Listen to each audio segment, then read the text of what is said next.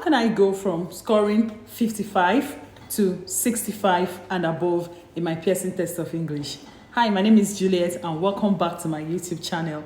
In today's video, we'll basically be focusing on how to get you from 55 to 65, or from getting you from 50 to 65, which is the band 7 in the Pearson test of English.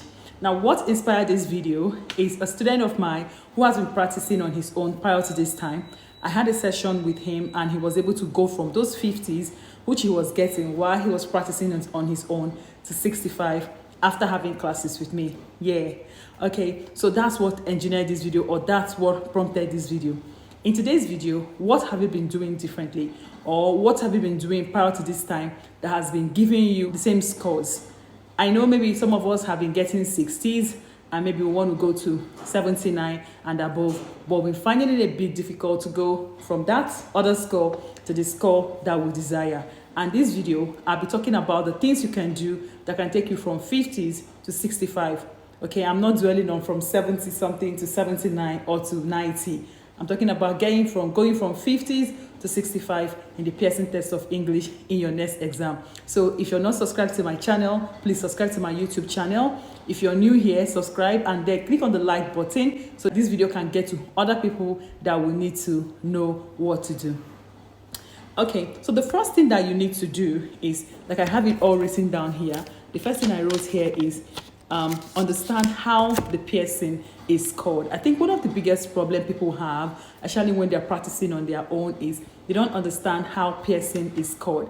And because they don't understand how Pearson is scored, they tend to make a mistake. Okay, so if you understand how it is scored, it makes it a lot easier for you. Okay, see how I'm just relaxed making this video, because I know Pearson is not something that is so difficult. It's just for you to understand what it is and how to go about it. So my first point is understand how it is scored. Did you know that the speaking module would help you pass the listening module and the reading module? Now, if you're new here, these things I'm talking about here are the things that can propel you to get a high score. You don't have to sit back and write this exam over and over again. You can actually prepare for this exam on your own. And when you prepare on your own, you should be able to get that score that you need if you can just listen to this video and put what you're hearing today into practice. Yes, so the speaking module will help you pass the reading module and the listening module. All right. And the listening module, which is the last module in the exam, will help you pass the reading module and the writing module.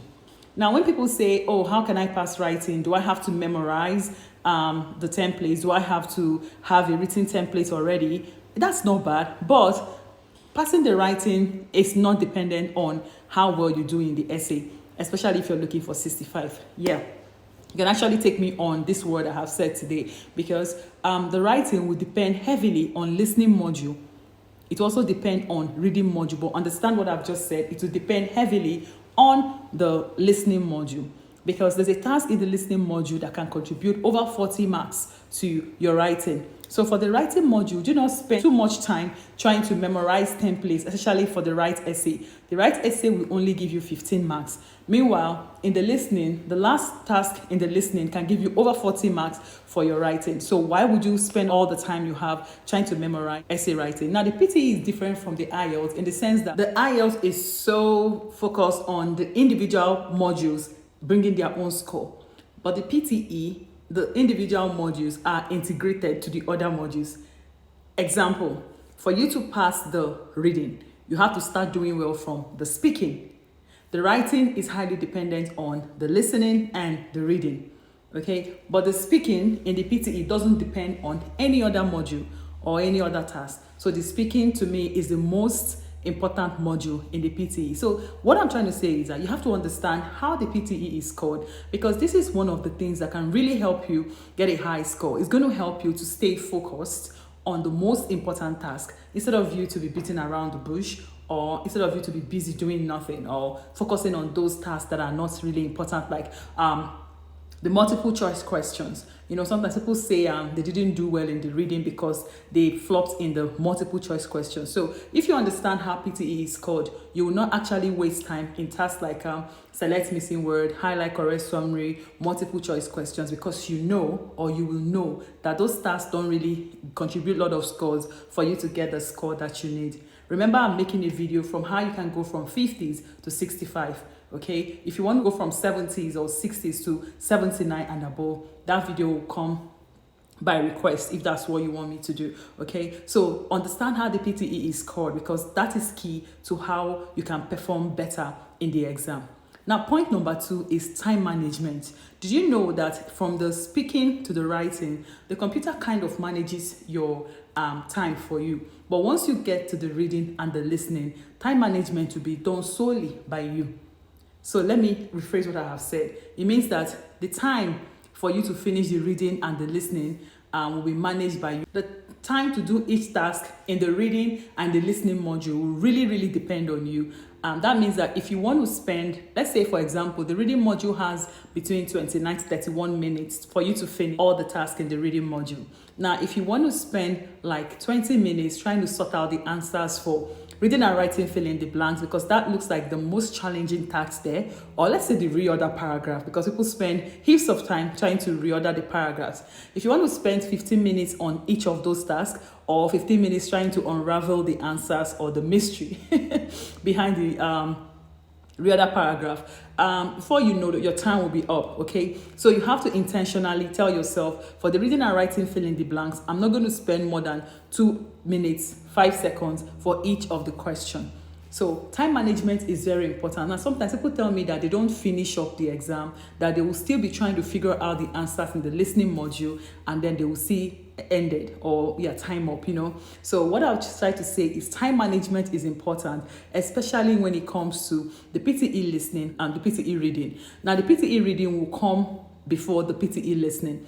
When you get to the PTE listening, the first task there, summarize spoken test, the computer still manages that one for you. But after the summarize spoken test, the 7 other tasks in the listening, you have to manage your time yourself. So tasks like the multiple choice, choose both multiple answers and single answers, highlight correct summary, and select missing words, they're not so important. They give you like 1 mark each, okay? But all those tasks like write from dictation, fill in the blanks, and highlight incorrect word, those are the tasks that have the marks. So those are the places you will spend more time on, okay? Like fill in the blanks, you have to understand how your word is spelled. You don't have to waste time after the audio finishes, okay? Just trying to fill in the answer. You don't have to waste extra 2 minutes trying to type in your answer, especially if you didn't type it into the blank. So in general, what I'm saying is that time management is very important if you want to go from 50 to 65, okay? If you're getting like 57, 58, 50, 51,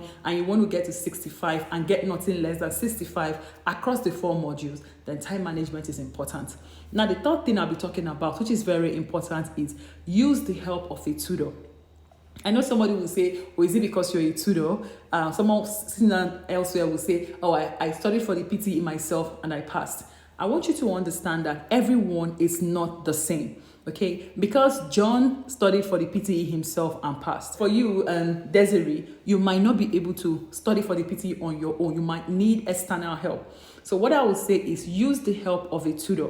Now, using the help of a tutor doesn't mean that you're daft. No, like in my class, I make you feel really very comfortable, because teaching you PTE doesn't mean that I'm a lot better than you. No, I'm just privileged to be teaching you PTE, okay? So use the help of a tutor. If you've written this exam twice, you've written it thrice, and you're still not getting those scores that you need, you're still dwelling in the 40s, in the 50s. Some even get 10, which is the default score. So I would say use the help of a good tutor, not just any tutor. We know we have some people everywhere saying that they teach PTE, but we know that there are really good tutors that can take you to a better point or a better place, or help you get the score that you need, okay? Now, if you want me to be your tutor, my number is always here. You can reach out to me, or you can also find me on Instagram, which I always put up I put my handle at the end of this video. So those are the 3 things I want to talk about today. Understand how the PTE is scored, manage your time appropriately, and use the help of a tutor.